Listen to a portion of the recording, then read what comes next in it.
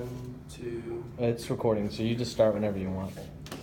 Musical exploitation of Native culture is my presentation by me. Popular music is very influential and is evidenced by what we see on social media today. I did not talk about this particular video in my paper, but I just want to show you how influential it is.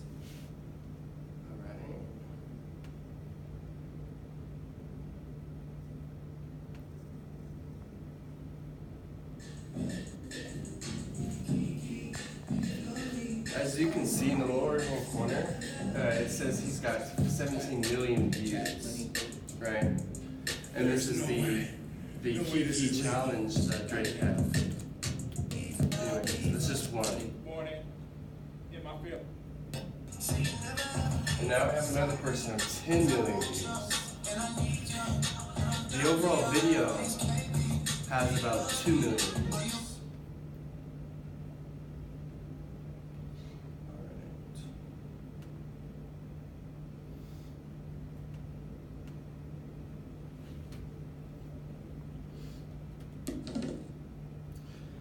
Now, Birkenhoff, the writer of The White Man's Indian, of vintage books, has a point of view of how the white man characterizes Indians, and this is seen in plenty of old films. So this is the noble Indian. A noble Indian is thought of to be nice, polite, wise, and appealing to the eye. For the Indians who were quick to anger and sided on the side of violence and were termed savage Indians. These were how we were used to categorize Native Americans and how America did so intentionally.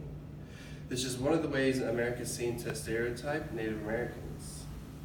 As you can see, they're portrayed by rude, aggressive, and quick to anger type.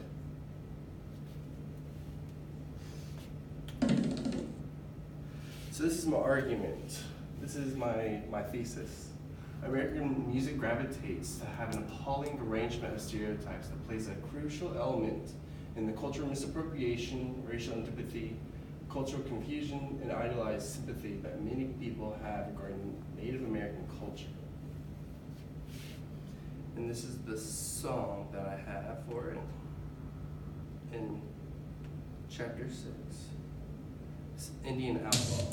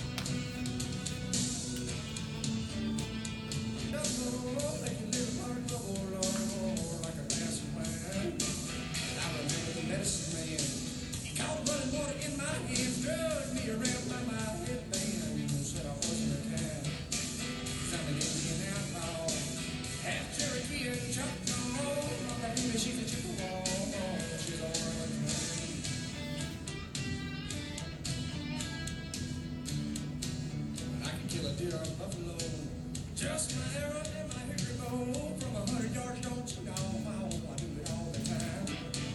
They all gather around my TV, late at night trying to catch a peek at me and nothing but my buffalo briefs. I got them standing in line, 'cause I'm an Indian outlaw.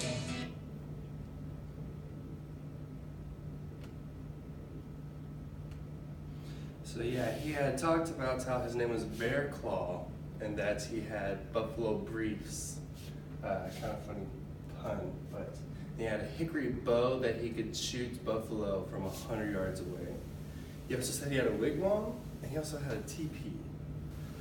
So with my argument being stated, I attached a song, as we saw. As Tim McGraw is singing Redface, his display of terms like teepee, wigwam, bear claw, hickory bow, and buffalo underwear are a quick way to stereotype natives. It is also seen by cultural misappropriation because Tim McGraw benefits from the misconception of Native American culture. Seeing redface is similar to blackface minstrelsy. So seeing redface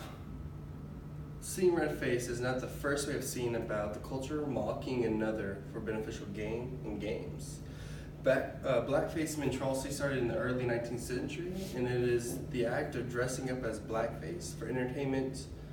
And this was all created from T.D. Rice when he saw that he could benefit from the misfortunes of others, especially slaves, since the slave trade was a big business, and he started making blackface minstrelsy productions. Playing Indian. So playing Indian is the act of becoming the Indian for the particular role. Most times it is a non-native who uses stereotypical movements and behaviors to do so. Playing Indian has a historical context when the British colonists decided to dump the tea in the Boston Harbor to try to start the American Revolution. Nowadays there is a big foothold of Playing Indian by Disney. The Children Network, one of the biggest Playing Indian musicals that Disney produces is Pocahontas. Most of the time the musical will include a non-native to play the stereotypical Indian princess.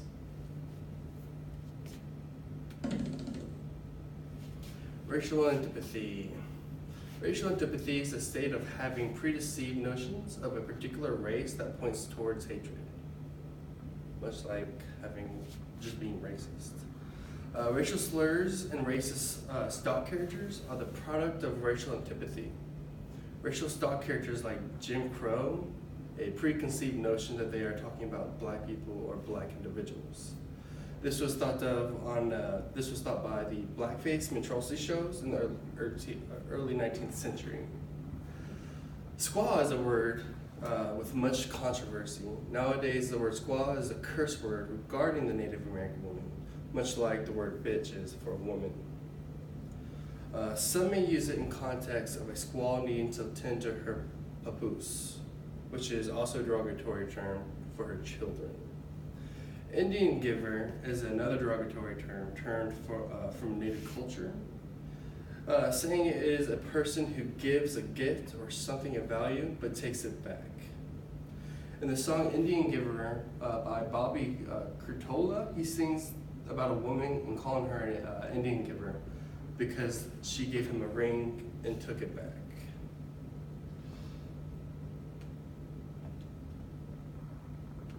Play.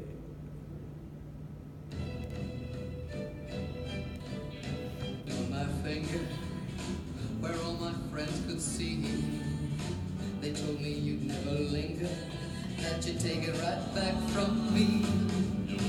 You Indian giver, you Indian giver, you'll be alone and so lonely in your little heartbreak teepee. Promised your lips to me only, said it was meant to be. They smiled and said I'd be lonely, that you'd take it right back from me. You Indian giver, you Indian giver.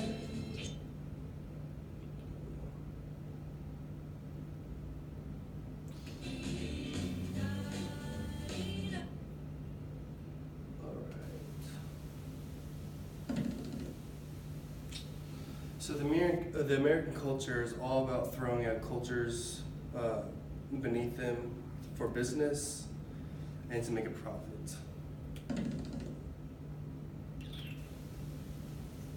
Idolized sympathy. Idolized sympathy is thought to be sympathetic, but is misinterpreted and is presented without common feeling.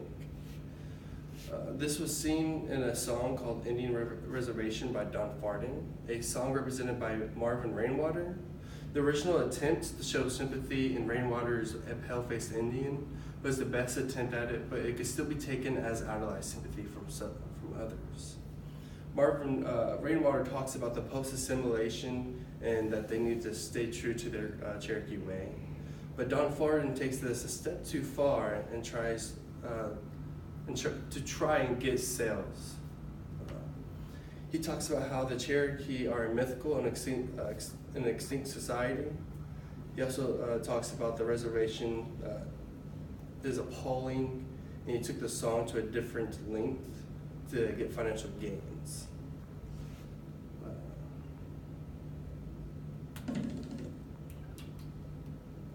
Cultural misappropriation. Cultural appropriation is much different than cultural misappropriation, as the words might suggest. Cultural appropriation is a neutral or positive thing. It is where you take something from someone else's culture and use it and perfect it as your own in an original way. However, cultural misappropriation is it taking something from someone else's culture and trying to mimic it and use it for greed without trying to originate anything out of it. This was seen when Christopher Columbus came to the New World and saw that the natives were kind, but also has resources and materials to abuse. He took these ideas to the Spanish Empire as a good way to extract goods. Christopher Columbus wasn't the first to have these ideas, and definitely wasn't the last. Cultural appropriation, misappropriation is also the use of a different societal culture in a negative way and using it to make a profit. Cultural confusion.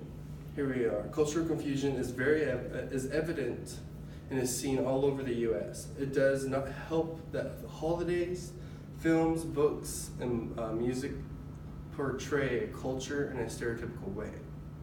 From holidays like Thanksgiving, where kids are taught to be at a young age, where Indians and Pilgrims had a big Thanksgiving feast, to a stereotypical Indian like the chief in Peter Pan. From all this misfortune, it is hard to distinguish what is authentic from fake. Although seemingly impossible, it will take the help of mass media with authentic information to overcome all of this false information. But with music so readily and easily accessible, there is no wonder that popular American music has a large influence on the misappropriation of Native American culture.